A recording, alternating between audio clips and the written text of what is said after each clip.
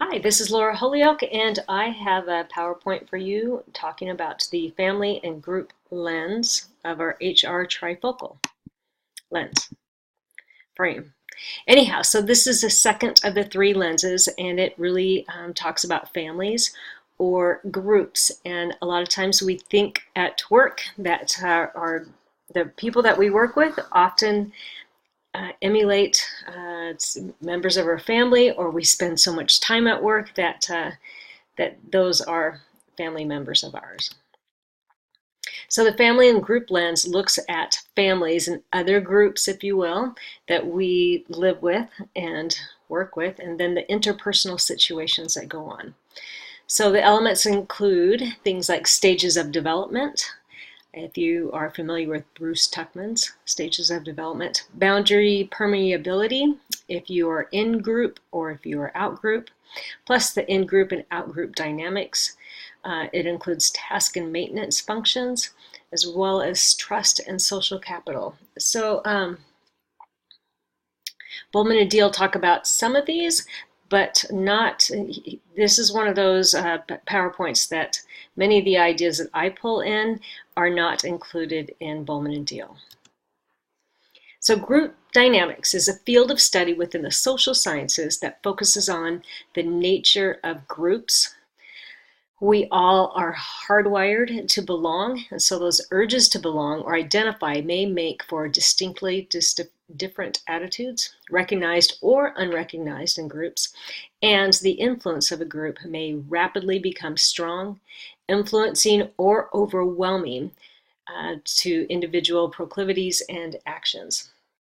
So some key figures in group dynamics: Kurt Lewin, Lewin, which is technically pronounced Kurt Leuven, is often he coined the term group dynamics, and then many others fell into place: William Schultz, Wilfred Bion, and looking at groups and studying groups.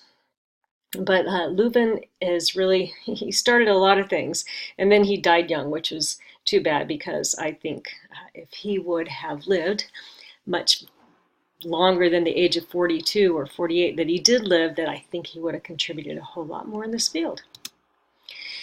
So this is Bale's work, and this is task and maintenance functions and setting boundaries for groups. So every group, if you think about it as a work group, has a task to complete. And Bale says that there's three other things in addition to task, and these are maintenance items. These are effective decision-making capabilities and the ability to implement those decisions, that an individual's response to the group, that is the capacity of the group to protect itself from harmful individuals, and to care about each other and respect, give dignity to one another. And then finally, the ability to resolve complex problems in a group, if they can do this without going outside. So you'll notice that 3 out of the 4 of these are maintenance functions, and only 1 out of the 4 is task function. The research on this shows that if groups do too much task, and for that matter, if organizations do too much task, they are not taking the time to maintain relationships. They're not taking the time to set boundaries. They're not taking the time to make sure that everybody's okay in the group, or to implement those decisions. Whereas on the other hand, so all task, no maintenance is not good. On the other hand, if a group or an organization takes so much time on the maintenance function, it doesn't get its task done. So the research shows somewhere between 75 and 80% of the group's time should be spent on task, and that 20 to 25% of the group's time should be spent on maintenance activities. Now, depending on where the group is and maybe what the group's doing in particular, these numbers may adjust, but just to keep in mind that each group has task and maintenance functions.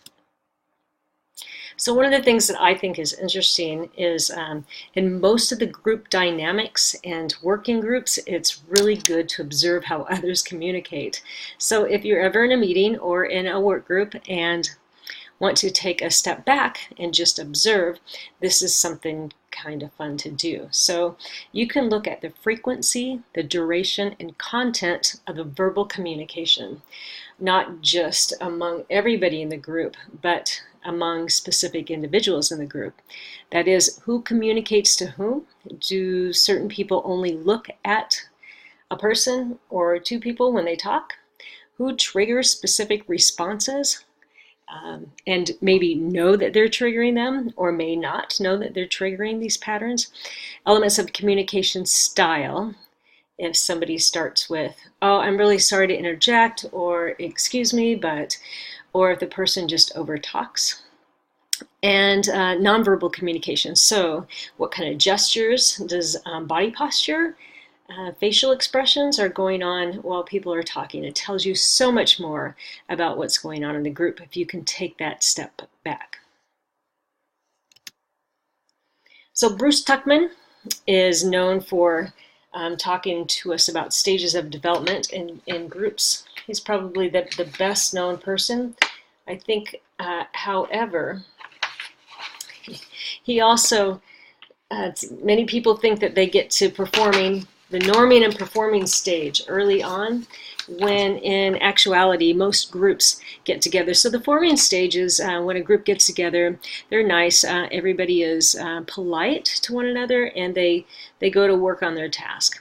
That happens a lot, especially when groups meet maybe every week or even twice a week. They'll get together, they'll form, they'll be polite, they'll get their stuff done, they'll talk about, they'll have hollow shell, if you will, relationships. And I think also to think in terms of significant other relationships and how the storming happens in those relationships also happens in groups. However, the storming doesn't always look like fighting. Storming sometimes looks like people being very vulnerable and being authentic and being honest with how they're feeling and what they believe is best for the group to happen. And when that sort of thing happens, and sometimes, yes, it is a fight or getting through a conflict, but more often it is people being vulnerable and really showing who they truly are when they're really opening that open arena in the Johari window. Then the group gets to norming. That is establishing norms that help the group efficiently work and get things done. Then you can say the group performs. And I had a feeling I had this on my next slide, but I couldn't see it coming up. Anyhow, so you can see the team acquaints and establishes ground rules. Formalities are preserved and members are treated as strangers. This is where most of our committee work or work groups outside of our main work groups come together. And oftentimes, even though people in work groups may storm, they may not be able to get past the storming phase. So what I just mentioned, this is the Johari window again, that groups, just like individuals, tend to be more healthy the larger their open or free area is in that, that first quadrant, upper left quadrant, and that people within the group work to minimize blind spots in other people and work to be more authentic and vulnerable, which opens up the hidden area. So Lencioni, one of my favorite authors, writes about 5 dysfunctions of a team, hypothetically that this happens. So the 5 dysfunctions are, first of all, absence of trust. And this usually looks like the individual is unwilling to be vulnerable with a group. Also means, in terms of vulnerability, that people are not authentic within the group. Then fear of conflict, that individuals or the group seeks artificial harmony over constructive, passionate debate. Lack of commitment is the next one. And lack of commitment is feigning buy-in for group decisions, and it creates ambiguity throughout the organization. So yeah, I'll agree to that, whatever works. Avoidance of accountability, that is ducking the responsibilities to call peers on counterproductive behavior, which sets really low standards for the entire group. And then inattention to results. So focusing on personal success and status and ego, individuals, if you will, before team success. So some things to look out for in groups. 3 different group dysfunctions I want to tell you about. One is groupthink by Irving Janis, and many people are familiar with groupthink. It's when the group starts to go in a direction and they all convince themselves that they're absolutely right, no matter what, and they head towards sometimes a very big explosion, if you will, because they don't anticipate some of the things that come up. Nobody plays devil's advocate. This happened in the Bay of Pigs in the 1960s. So beware of groupthink. The AOLL paradox, which many people have not heard of, but I'm going to read to you what the AOLL paradox is. In the parable, a married couple and the wife's parents are sitting on a porch in a house of Coleman, Texas. They're playing dominoes, drinking lemonade, watching the ceiling fan spin, and attempting to survive the 104-degree heat. The wife's father suggests that they drive to Albion, about 53 miles away, to eat at the cafeteria there.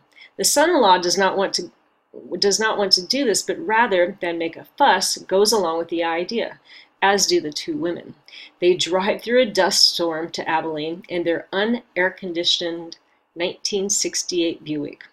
No one particularly enjoys the mediocre lunch, and they drive back to Coleman grumpy and tired. Later, they discover that none of them really ever wanted to go to Abilene. They all simply went because they thought the others wanted to go. So it's a great example of how we often, if you will, quote unquote, go along to get along. And if we're hesitant to disagree and stand out from the crowd, this may be what happens. So another group dysfunction. The third group dysfunction that I'm going to talk about is one that I studied for my doctoral dissertation. And it's an archetype that has 5 different pieces that work together. So it happens in an intact group, and that any member of the group, and it can include the leader, and it can also include 1 or more members of the group, uses one of French and Raven's bases of power. So if you remember the referent power, reward power, coercive power, I can't think about them all. Anyhow, they use any of those powers coercively to either derail or change direction that the group is headed, and then 5, that this was what stood out the most, that goes against the group's established norms. So it catches everybody off guard. People are like a deer in the headlights, and they go with this person, or they just don't know what to do. On the other hand, when I interviewed individuals, some of them were the hijackers, and they felt that they absolutely had to stop the group from where it was going, because the group was going in a very dangerous direction.